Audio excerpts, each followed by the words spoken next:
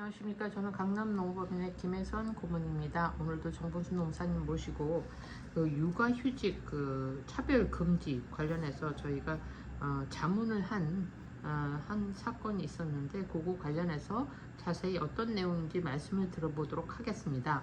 예, 안녕하십니까. 고인농사 정봉수입니다. 한 대상안에서 지난 6월달에 2025년 6월달에 문의가 들어왔습니다. 그 대사관 직원이 최근에 육아휴직을 갔다 왔는데 그 대사관은 남녀고용평등 19조에 따라서 그 기간을 근속 연수로 인정해 주고 또 그 기한에 따라 1년 동안에 비록 일을 안 했지만은 1년 단위로 이제 인상되는 호봉 승급을 인정해서 급여가 똑같이 이제 다른 직원하고 마찬가지로 인상되게 이제 처리를 했습니다. 그런데 이 내용을 아는 다른 여직원이 자기는 10년 전에 육아휴직을 갔다 왔는데 회사에서는 호봉 승급을 해주지 않았다. 그렇기 때문에 호봉 승급 차액을 다 계산해 보니까 약 한 2천만 원 정도 된다. 그래서 회사한테 2천만 원을 이 대사관에다 2천만 원을 청구하는 그런 내용으로 그런 요청을 했고, 이에 대해서 이 대사관은 본 강남농업법인에 어떤 자문을 요청했습니다. 이 경우 대사관이 이 직원에다가 2천만 원에 대해서 소급해서 지급하고 또 이제 한호봉 낮은 것을 호봉을 높이 줘야지 되는지 이에 대해서 질문을 요청했습니다. 그래서 저희 답변은 근로기준법 49조의 소멸시효는 3년이다. 그리고 10년 전에 육아휴직을 갔다 왔고 그 소멸시효가 지났기 때문에 더 이상 청구할 수 없을 거다. 이런 내용으로 의견을 줬습니다.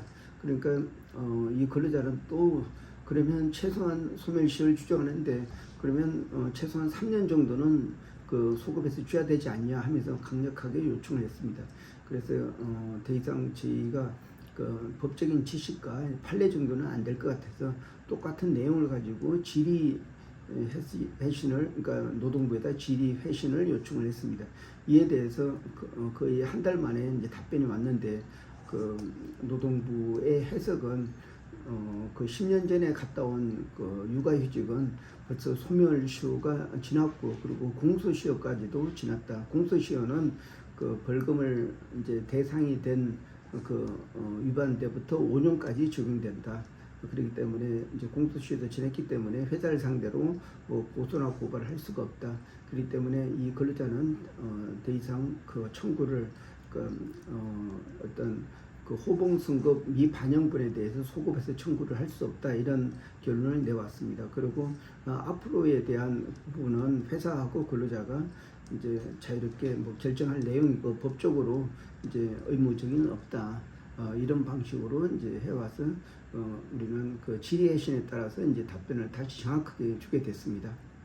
네, 그렇군요. 그러면 이 여직원이 주장한 그러니까 소멸시효가 반영이 안 되는 그 기간도 지금 전혀 안 된다는 결론이 난 건가요? 예, 그렇습니다.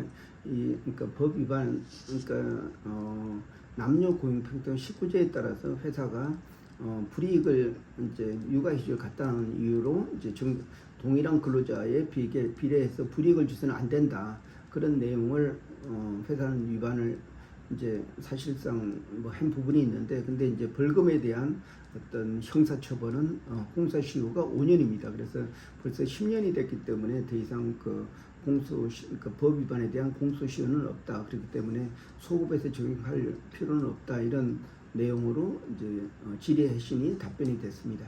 그럼 강남농업원에서 이게 소멸시효가 지났기 때문에 회사 그러니까 대사관 입장에서는 보상을 그러니까 등급을 올려줄 필요가 없다.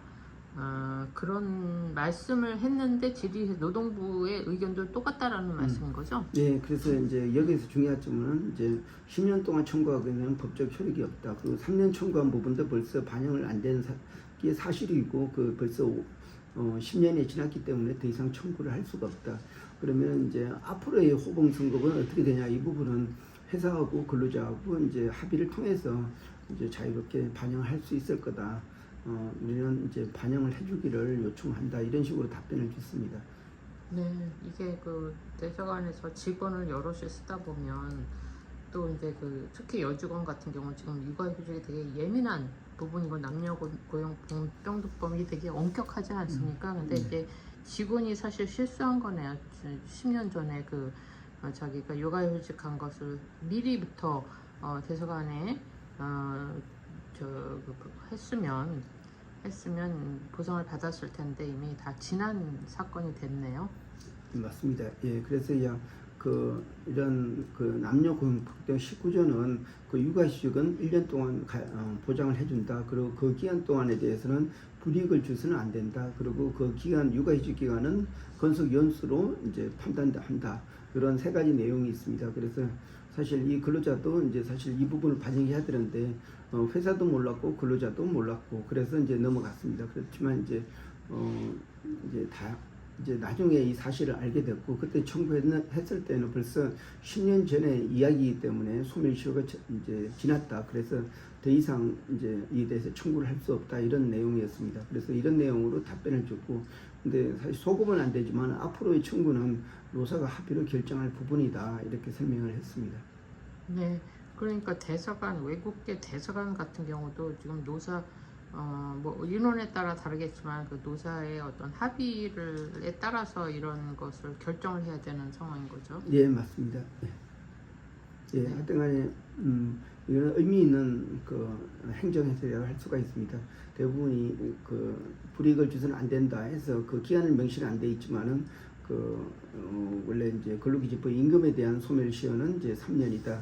근로기준법 49조에 나와 있고 그리고 또 이렇게 소멸시효 규정은 보통 민법으로 규정하고 있습니다. 민법에 대한 규정은 그 공소시효라고 해가지고 어떤 형사 벌칙을 받지 않는 그 기간을 바로 이제 5년으로 보고 있습니다. 벌금에 대해서는 5년으로 한다.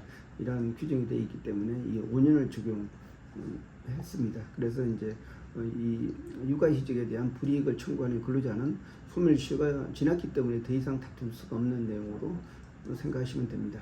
네, 이렇게 그 외국계 법인이라든지 대사관이든지 한국 노동법을 잘 모르고 이렇게 결정하는 경우에 이제 이렇게 강남노무부의 전문가를 항상 그 컨택해서 자문을 구하면 명확한 답변을 드릴 수 있을 것 같습니다. 예, 고맙습니다.